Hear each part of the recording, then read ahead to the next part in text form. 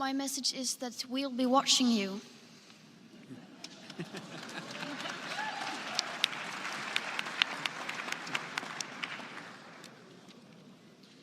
This is all wrong. I shouldn't be up here. I should be back in school on the other side of the ocean. Yet you all come to us young people for hope.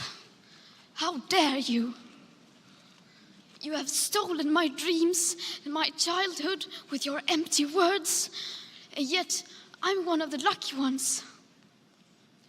People are suffering, people are dying, entire ecosystems are collapsing. We are in the beginning of a mass extinction, and all you can talk about is money and fairy tales of eternal economic growth. How dare you?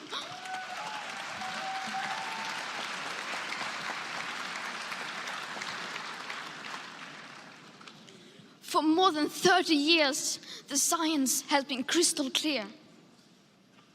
How dare you continue to look away and come here saying that you're doing enough when the politics and solutions needed are still nowhere in sight?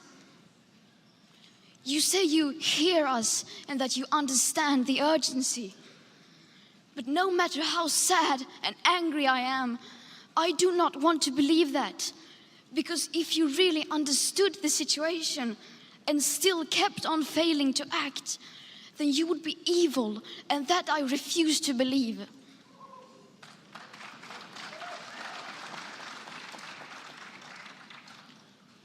The popular idea of cutting our emissions in half in 10 years only gives us a 50% chance of staying below 1.5 degrees and the risk of setting off irreversible chain reactions beyond human control.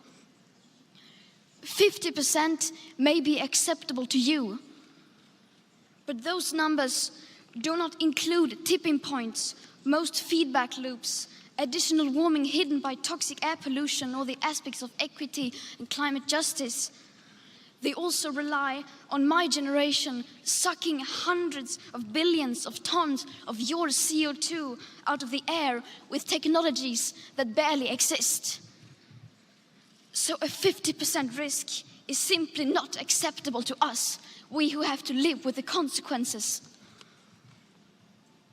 To have a 67% chance of staying below a 1.5 degrees of global temperature rise, the best odds given by the IPCC, the world had 420 gigatons of CO2 left to emit back on January 1st, 2018. Today, that figure is already down to less than 350 gigatons. How dare you pretend that this can be solved with just business as usual and some technical solutions? With today's emissions levels, that remaining CO2 budget will be entirely gone within less than 8.5 years. There will not be any solutions or plans presented in line with these figures here today, because these numbers are too uncomfortable and you are still not mature enough to tell it like it is. You are failing us. But the young people are starting to understand your betrayal. The eyes of all future generations are upon you. And if you choose to fail us, I say we will never forgive you.